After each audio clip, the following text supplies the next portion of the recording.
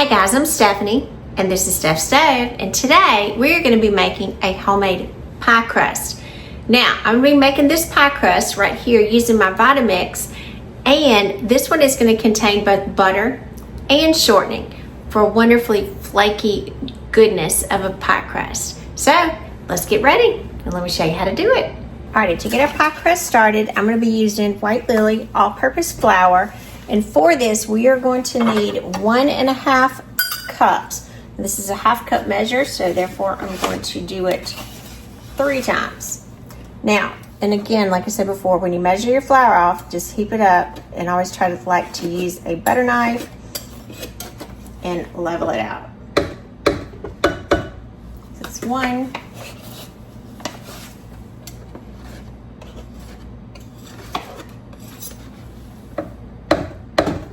2,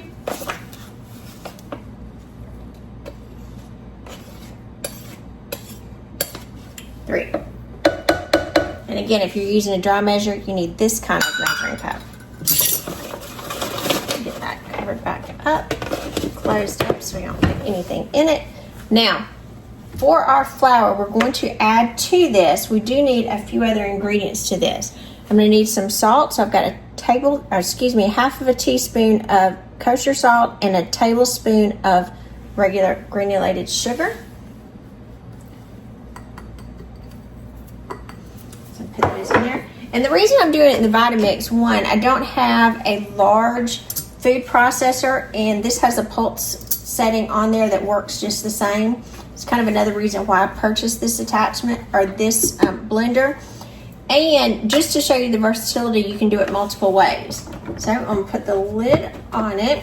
It's my pulse setting here, so I'm going to pulse this about 3 or 4 times. All right, just to get it to come together. Now, and that's just kind of incorporating your sugar, salt, and flour to that. Now, after we have this come together, I said this is going to be butter and shortening. So this is 6 tablespoons of butter that I just took out of the refrigerator, and I cut it into little chunks. So I took each tablespoon and then cut it into 4 little pieces. And then we're also going to incorporate some shortening. Now this is Crisco shortening that I have, and I measured out, this is 3 tablespoons in here. And I went ahead and put my shortening in the refrigerator. You can see a little condensation on here. Also, so this can be nice and cold. Now, I do have another recipe for a pie crust. It is an oil pie crust if you did not want to use butter. That's also on my channel, and I'll try to do a link here to show you what the video looks like. And you can find it. I'll try to do a link in there, so if you want an alternate version of it as well.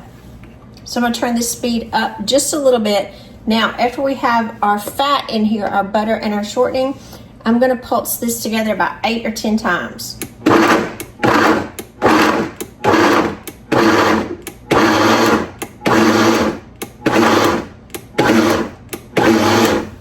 want a 10 on there. All right. Now, I'm going to take the top off. So actually, I'll show you what I'm doing here. So I just took the little whole top off. And what we want to do, we're going to need to add some water to this. Now, I've got here, this is just a full container measured out with water. And I've got ice cubes in it because I want it very, very cold. So what I'm going to do, I'm going to put in 4 tablespoons.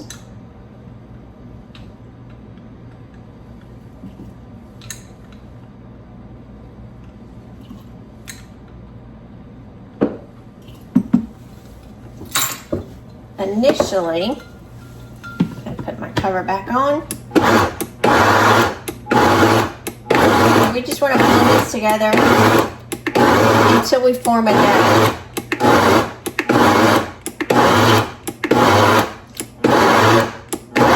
Now, as you see, we're very crumbled at this point.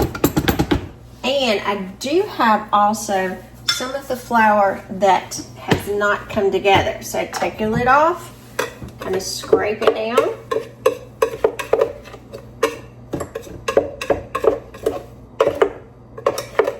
And I'm just using my same butter knife. The only reason I'm using this one is because it's already dirty.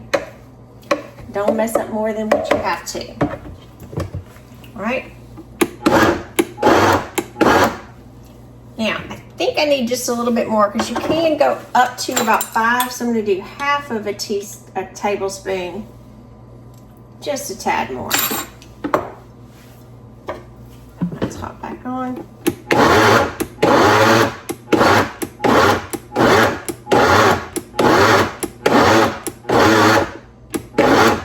All right, looks beautiful. Now I'm going to stop, move over, and I'm going to transfer this to my cutting board. All right, I just moved over to the other side, and I'm just going to lightly flour my cutting board. Then we'll get ready to dump this out. And you can see as it holds its shape very nicely. If you have one of these, be very careful because these blades on this Vitamix are extremely sharp.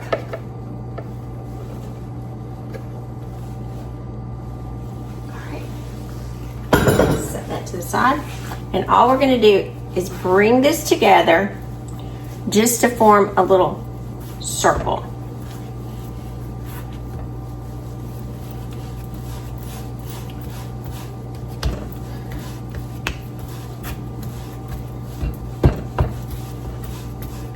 And it doesn't take much effort to bring it together.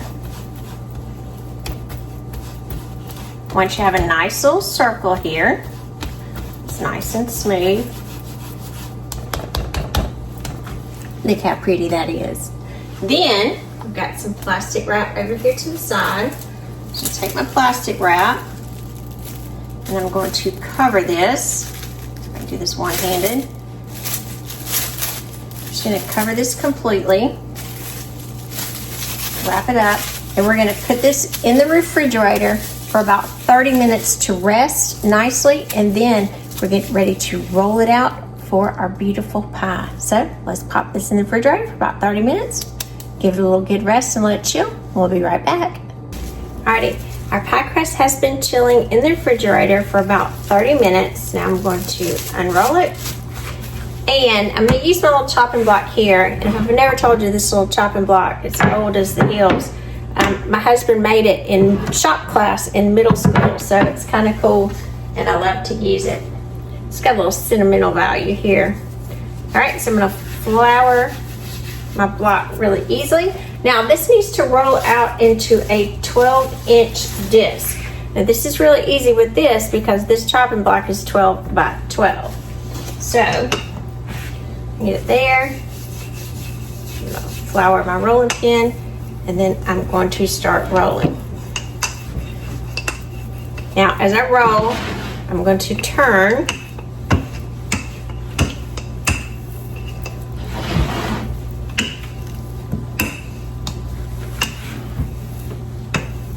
As you'll see, I'll just turn to my block. I'll pick this up in just a minute and pull my crust as well. Kind of give it a little slide. Move it so it's not sticking so much. You need to reflour your rolling pin and continue rolling it out. Get some uneven sides, so that's okay because I'll just press them back together. And again, you don't want to do this too much, but you want it about 12 inches. And even though our pie plate is 9 inches, the one I'm going to use is a deep dish.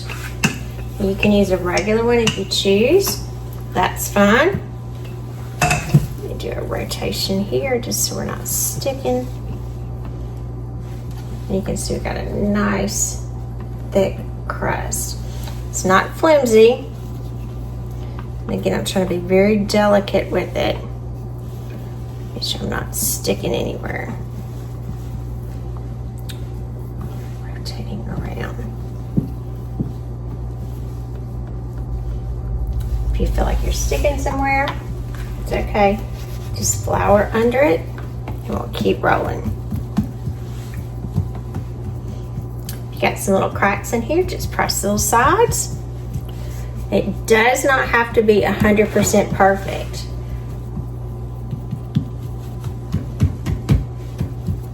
All right, looks good. Now, here's my pie plate or pie dish. We say pie plate in the South. And we're going to do this. I'm going to try to roll this up onto my rolling pin really quickly. So put that in there to roll it out. And as we get ready to put it in our rolling plate, I am going to come in here and spray this just a little bit. Now, this is just this is an olive oil. I had to double check what it was. And I'm just going to spray the bottom and run my fingers around just a little bit to oil the bottom. That way, when we do get ready to cut our pie crust, it'll come out nicely. Put a little flour in there.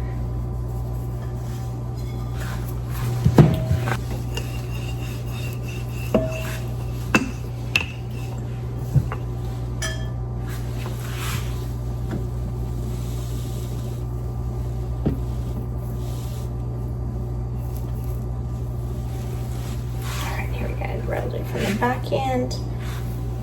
Get it really close.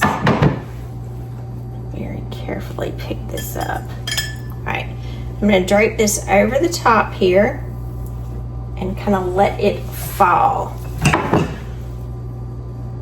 You don't want to push. Just let the weight of the pie. Hold on just a minute. Let me get you a little taller. I can see a little bit better now. This pulled up. Now again, mine is a deep dish pie plate. To be careful how I say that. So mine is a little taller than yours may be. So I'm going to push my crust back here to the side. If you were using a regular pie plate, it would kind of billow over the sides. So I'm just going to push these around. Or you could just continue to roll your edges.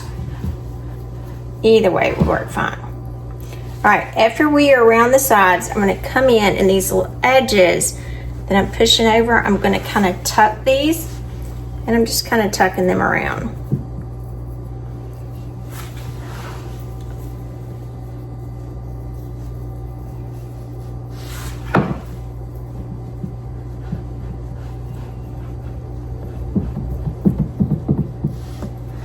Just to get a little even edge. If you have a part that you think that has a little bit more, just kind of pull off and put over to the other side. Not a big deal.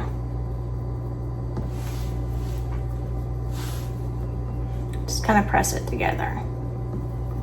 The big thing, you don't want to stretch your dough. You just want to let it fall in here. Kind of just let it fall in, like you think you're falling into your sofa at the end of the day.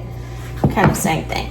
All right, now for the edges, I'm just going to push my finger in here, give it a little crimped edge, and I'm just putting these fingers in to my knuckle all the way around. That just kind of gives it a little decorative look. You don't have to, you can leave it plain. It's perfectly fine. And again, I'm just poking my fingers here.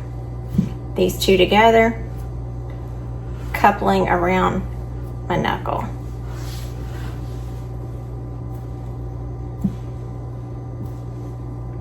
Go all the way around. All right, and there we go. Our perfect, beautiful, very easy pie crust. I'm Stephanie, and this has been Steph Stove. For today, we made a beautiful pie crust. Now we're going to be making a pie with this in another video coming soon. But today I wanted to share with you just how to make this wonderful pie crust using butter and shortening. Now, when you do get ready to bake this, you can make these ahead of time and wrap these tightly, put them in the freezer, and they'll be fine. Or when you get ready to bake them, what you want to do is take a fork, poke your holes in the bottom, which is docking the pie crust all the way around. And you want to bake it at 400 degrees, filled with either pie weights, or you can use just dried beans if you like. line it with aluminum foil, pour your dried beans or pie weights on top of it, and bake it for about 10 minutes at 400 degrees. That's called doing a blind bake, where it will actually start to cook the crust before you put your filling inside and give it a nice chance for it to be nice and just crunchy good at the bottom, so it won't be soggy. If you ever had a soggy pie, that's what happened. Now, this pie crust, easy as can be. Easy as can be. So if you don't have a lot going on one day, just make you up a bunch of them. You can freeze them in the little disc, and you don't have to roll them out until you get ready to use them. And it's a nice way to have a pie crust ready anytime you're prepared for it. So make your own pie crust, easy as 1, 2, 3. So remember, give us a thumbs up, click that subscribe button for more great content like this. Steph Stove, we're making memories, one dish at a time. Thanks for watching, guys.